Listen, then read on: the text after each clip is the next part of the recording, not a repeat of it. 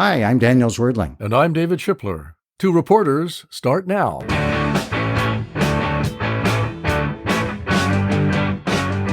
Hi, Dave. Hi, Danny. How you doing?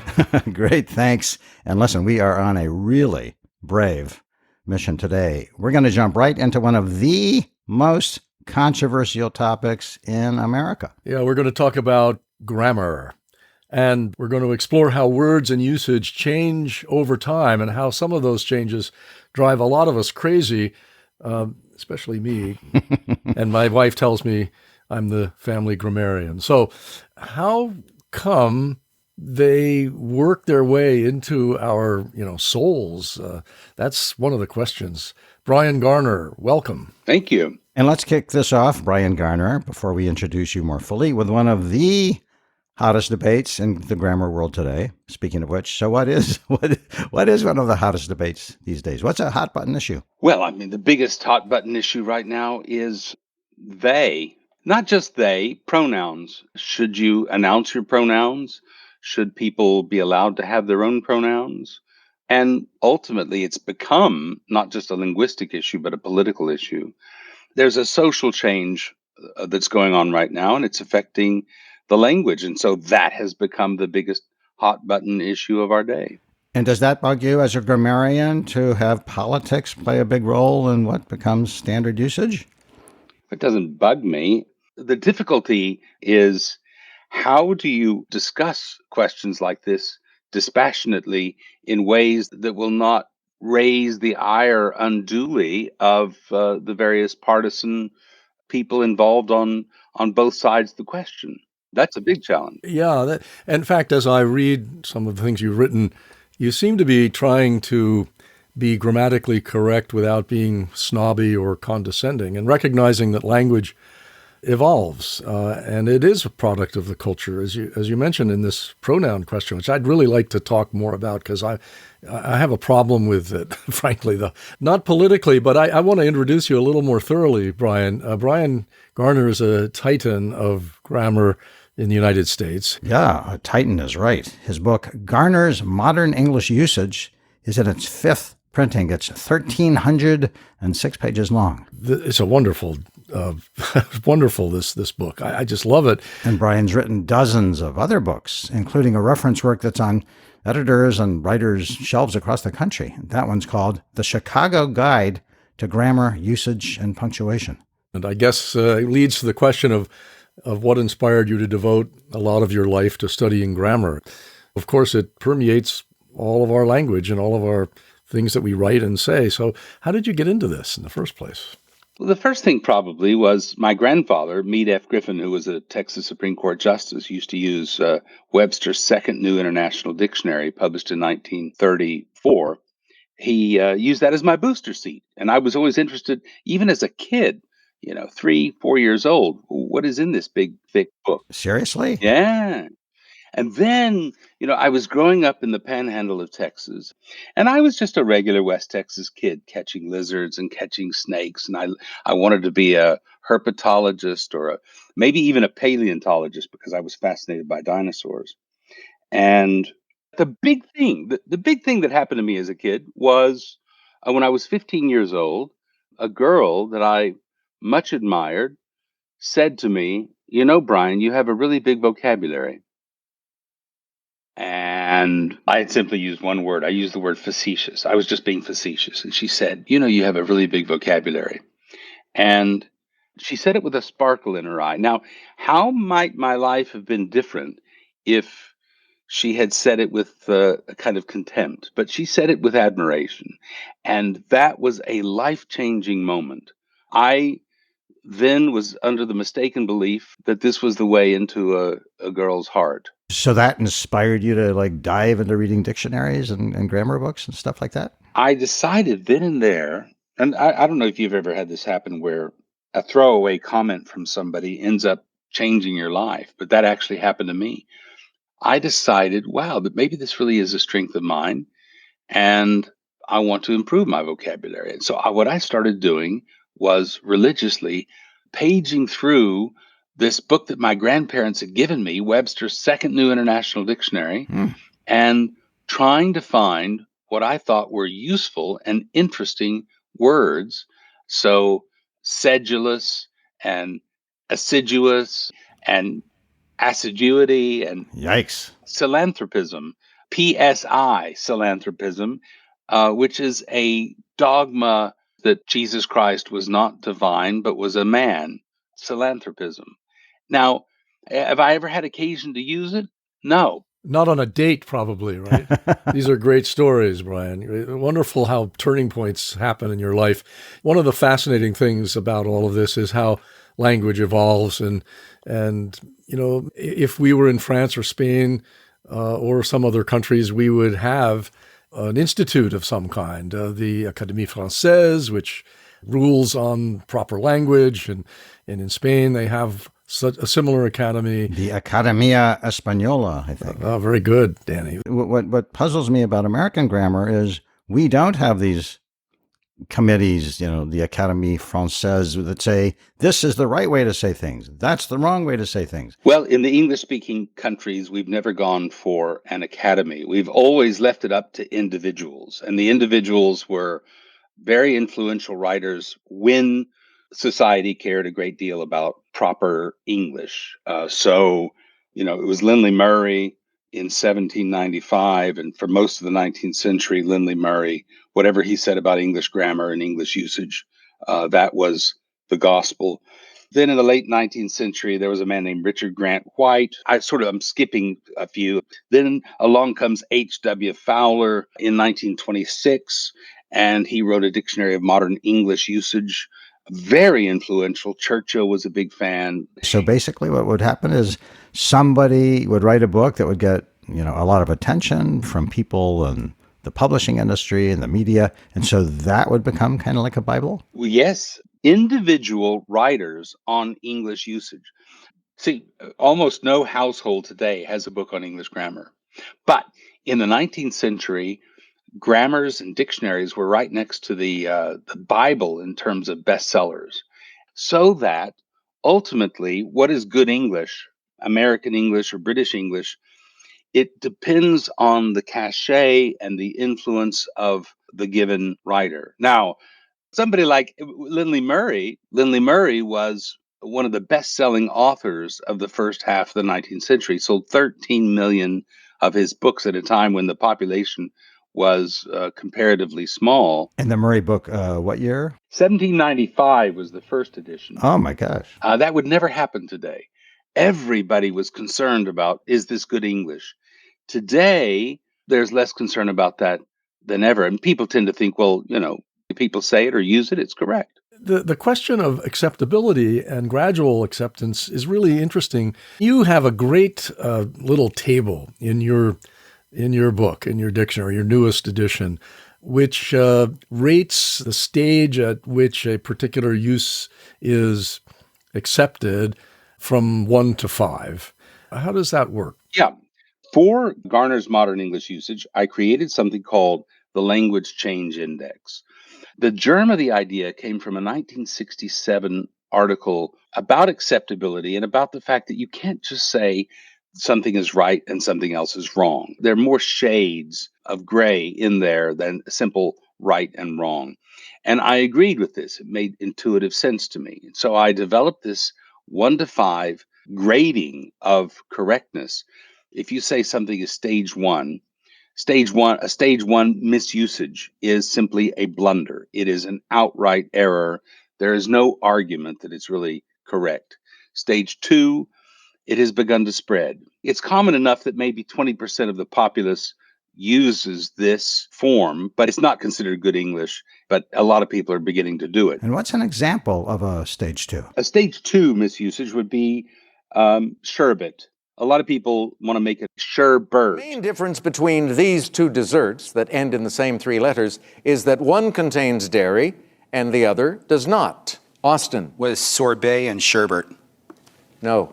Sherbet. No R, not sherbert. Sorry, Austin. I'm from New York. That's how we say it. And how about one more stage 2 example? Misusing the word infer to mean imply. That would be stage 2, arguably stage 3. What's the difference between infer and imply? Well, To imply is to suggest, to infer is to make a deduction or to draw an inference. So a speaker implies and the listener infers. Stage three, it has now really caught on. Stage three, maybe even a majority of the speech community would engage in this usage, but it is not considered standard, an acceptable form of the language in edited writing. You mean so publishers in the New York Times, for example, would not allow their people to use it yet at stage three? That's right. Not the Wall Street Journal and the New York Times, probably. And certainly not The Economist or the New Yorker or Harper's or the Atlantic, not that kind of writing. Stage four, it could be that 90% of the population does this, and the only people who don't do it are professional copy editors. A stage four misusage would be edited out of the New Yorker, Harper's, etc. Maybe 5 to 7% of society would object to it and say it's not standard. And finally, what's an example of a stage five word? Stage five, self-deprecating. It is now standard. With stage five, it may have begun as an error, but as William Safire once said, if everybody's wrong, then we're all right. Let me just interject to say you're referring, of course, to the popular columnist who wrote about language in the New York Times Magazine. And you were talking about self-deprecating. Self-deprecating began as an error. And in fact, in British English, it was still made self-depreciating for a very long time. Huh. So one meaning of depreciate is to belittle. And if you belittle yourself, literally and traditionally, you're self-depreciating. Really? And Fowler insisted on that in 1926. His successor in the second edition of Fowler's Modern English Usage in 1965 continued to say it should be self-depreciating. I was among the very first usage writers ever to say self-deprecating is now standard written English. That is because 99.9% of the time in print sources today, it is self-deprecating. So deprecate means to criticize. Is that right? No, a better definition of deprecate is to disapprove. Ah. So it's not that you're disapproving yourself, it's that you're belittling yourself. Ah, yes. Okay. Yeah. You keep talking about, X percent of people use it, Y percent of people use the word. You have an incredibly interesting and sort of democratic, in a way of finding out to what extent people use words. Can you explain that? It has to do with Google, right? Yes, Google Ngrams, which allows us to look at millions of books. Do you know how many? Last time I checked, it was 5.2 million books. And how does Google know all this? What they've done is they've scanned the entire libraries at various major research institutions. University of Chicago, University of Oxford, NYU, Stanford. What I do is empirically assess predominance in usage. But explain the Ngram, because I had never heard of it before. An Ngram, and anybody who hasn't used one, you can go on and just do Google Ngram Viewer. It's very intuitive. You can learn how to use it in minutes, but it will tell you relative frequencies of competing forms or even of names. So who is more famous, Franklin Delano Roosevelt or Theodore Roosevelt? You can do an Ngram, and it will tell you in what year this person or that person was more frequently mentioned in books. And by the way, surprisingly, I think on this one, Theodore Roosevelt, if I'm not mistaken, outstrips Franklin Delano Roosevelt all the way through to the most recent years. Really? Yeah, which is why this is a great era in which to be a lexicographer or a writer on grammar or usage, because I have tools available that my predecessors simply didn't have. I have big data. This is using big data to assess English usage, and it's a very powerful tool. Wow. Well, before we go on, why don't we ask you a few more of our pet peeves about grammar? Dave, you go first. Oh, yeah. Okay. One of them is I'm worried that adverbs have become an endangered species in certain respects, because you have a whole interesting section on adverbs. I mean, you note that E.B. White, William Zinsser, and Stephen King all tell writers to avoid them.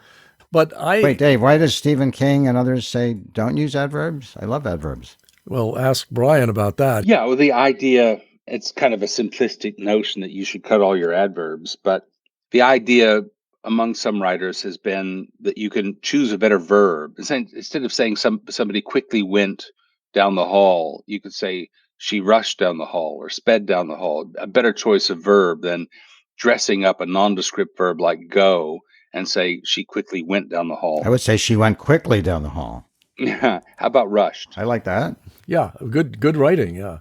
But then there's another question that rises. I mean, that makes sense, but a lot of people are using adjectives instead of adverbs. He dove deep. He rode quick. He played good. I mean, that really sets my teeth on edge, I have to say. Is this becoming a widespread pattern, do you think? Well, I think it is. So these are called bare adverbs if you leave off the ly. For example, in go slow as opposed to go slowly. Almost all traffic signs around the United States will say go slow. Yes. And believe it or not, there's a literature that says and has said for a century that slow can be an adverb. You don't have to say slowly. Go slow is grammatically correct. Now, you hear golfers. I happen to follow golf, and if you watch a professional tournament, how many players will say I played well today versus I played pretty good today? There's a linguistic divide there between those two types of speakers, because you can almost extrapolate from that one habit, you can extrapolate dozens of other habits that we would consider either standard English or non-standard. It's unobjectionable to say I played well. To say I played good, I don't know whether I call that stage 3. I hope it's not stage 4. Once something gets to stage 4, you can reliably predict it's going to go the way of stage 5. So all is lost at that point.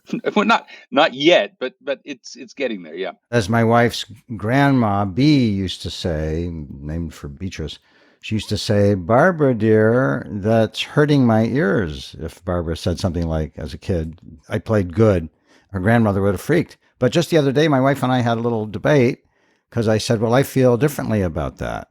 And she said, no, it should be, I feel different. What about that? I feel differently. I feel different. Well, if you feel badly, I mean, some people like Bernstein in the 1960s would have said you have a sensory deprivation if you say I feel badly.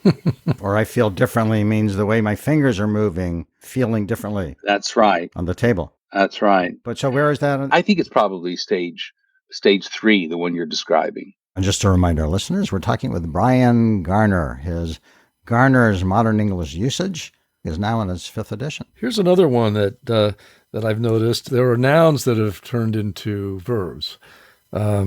Impact, access. Contact. Contact. When I was growing up, you would have had to have said or written, he had an impact or he had access. But now you can impact and you can access. Is that new or am I just out of date? Well, when you talk about new in terms of language change, we're really talking about decades and centuries. Well, I'm old enough to think about that. And in 1920, contact as a verb was a hot button item. Nobody even thinks that contact me next week is a controversial thing today. That's stage 5. So that's an example of something that went from stage 1 to stage 5 over 100 years. Aha. Impact. I think people have started using impact as a verb partly because they don't know whether to choose affect or effect. Now, I'm overpronouncing it a little bit because they really are homophones. They sound the same, effect and affect, as normally pronounced. And so people have trouble spelling it correctly and they'll choose the wrong one. And so people have started using impact. Now, people like Justice Kennedy and the Supreme Court Justice and many others. I mean, he comes to mind because he told me this on an interview a few years ago, that impact for him sets his teeth on edge. And that one I'm still calling stage 4, although, boy, it's close to stage 5. I mean, you hear it. I'm hearing it now on the nightly news almost every day.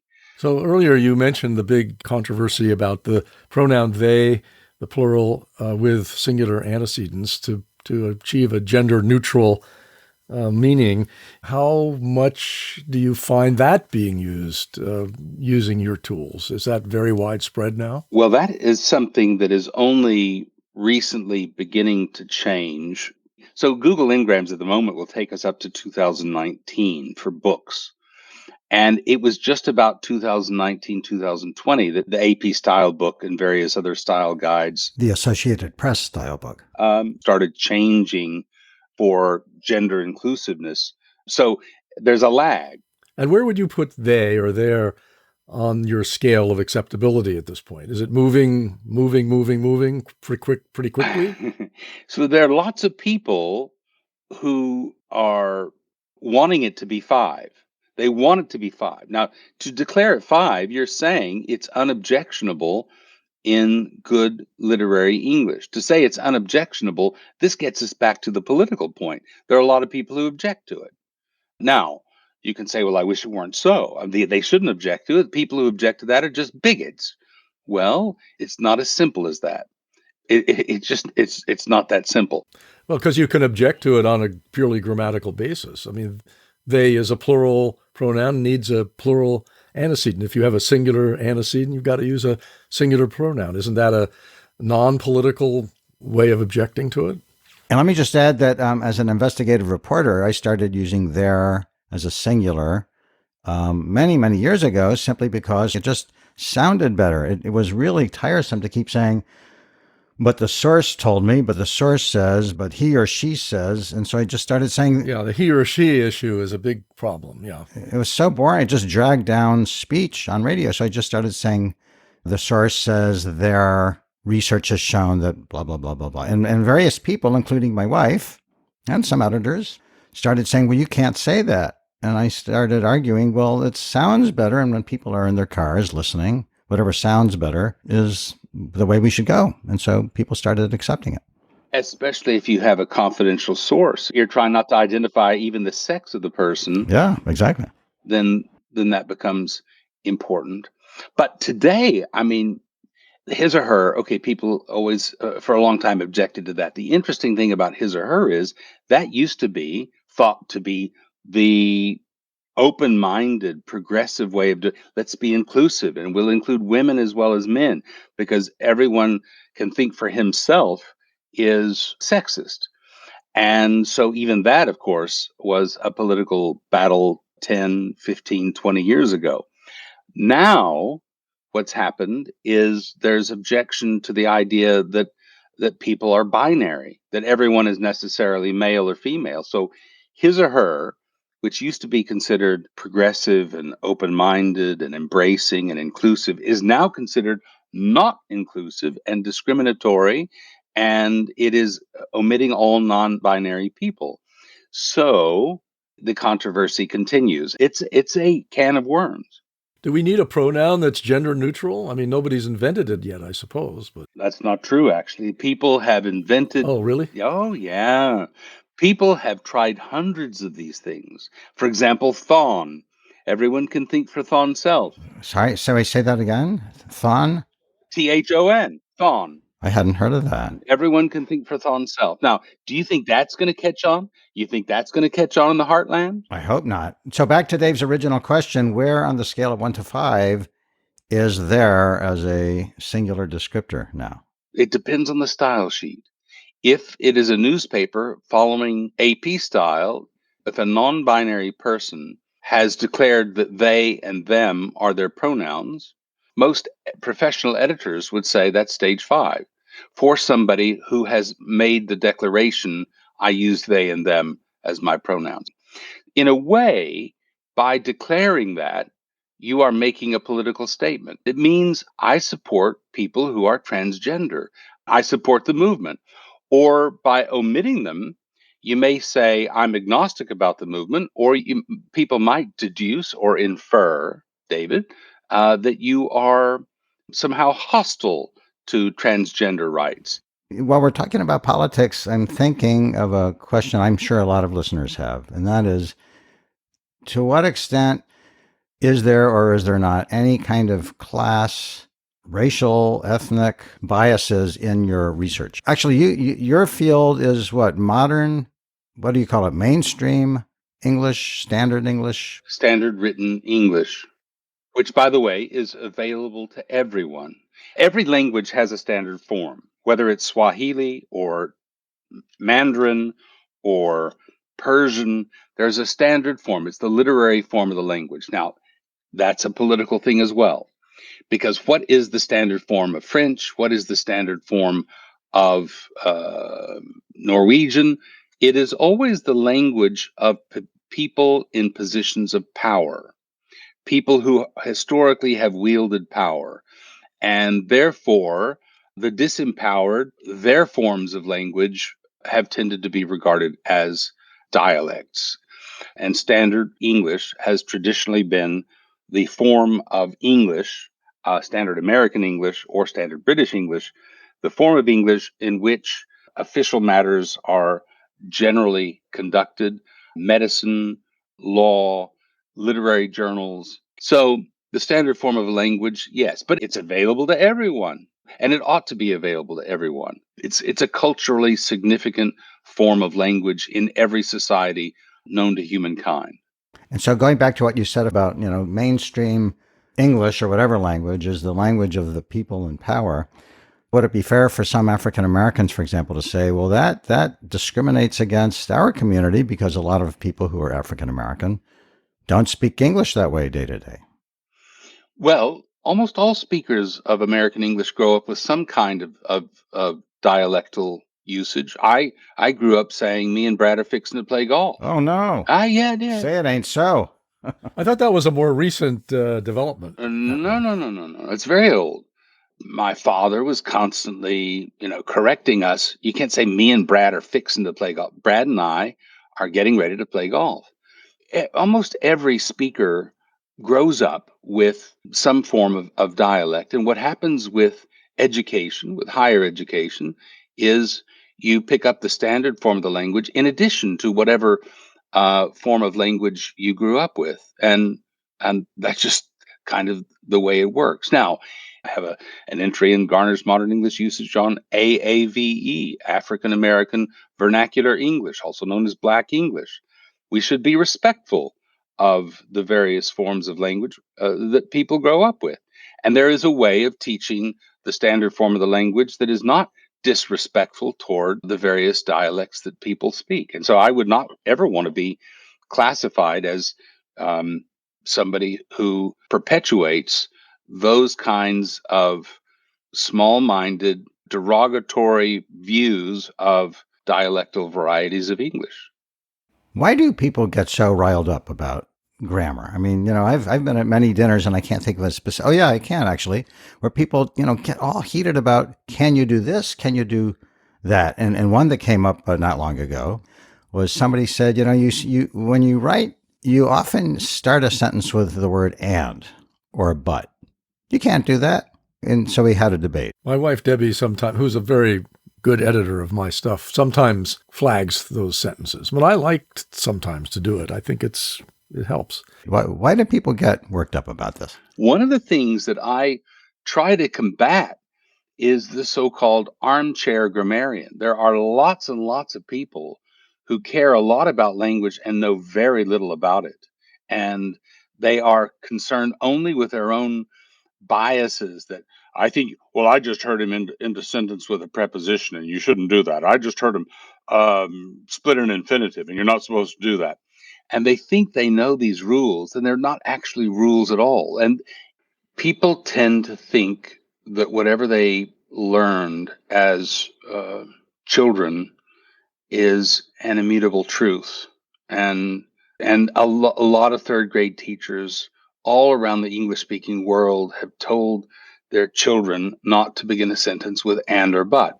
OMG, my wife mentioned her childhood teacher. That's what I'm talking about.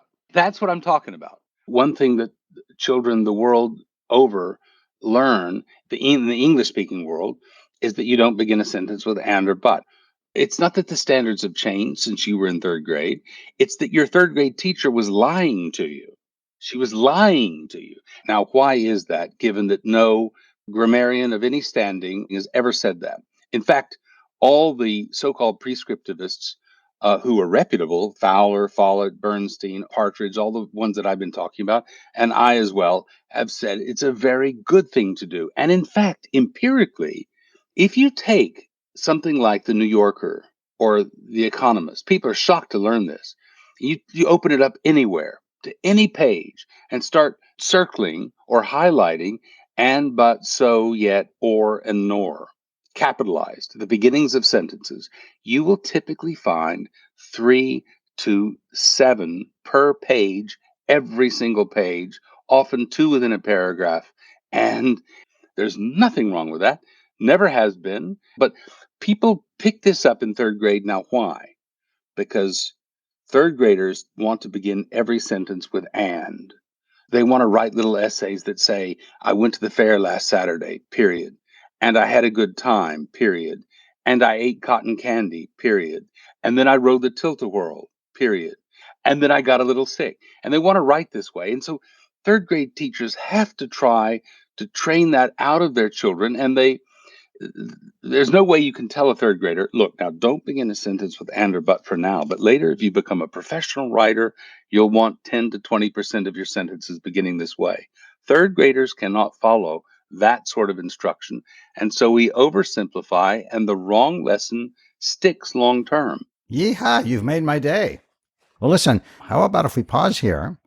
And Bryan, will you join us again for a second episode where we can barrage you with our own personal pet peeves on grammar and... Wait a second. Did you just use barrage as a verb? Uh-oh. I think you did. Is that not allowed? I thought it's totally over. What do you say, David? I've been using this for years. Well, I actually, when Danny used it at some point, I looked it up and I found that it was a verb as well, but it bothered me because it seemed like an example of what I was talking about, a noun that had been kind of converted into a verb. What do you think? It is certainly rare, but and I knew when I even questioned it, Danny, that the Oxford English Dictionary almost certainly includes illustrations of that, but it is a little bit unusual. Are you serious? In any event, let me just say, you guys are so brilliant that of course I'll come back. Of course. Thank you. Well, Bryan Garner, thank you so much for joining us today. Thanks. This has been great. Really fun. Delighted to be here. Thank you.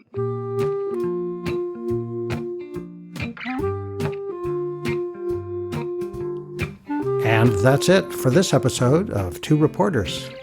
We hope you'll check out more of our work at tworeporters.org or tworeporters.net. I'm David Schipler. And I'm Daniel Zwerdling. Please join us again soon for another episode of Two Reporters. Bye-bye.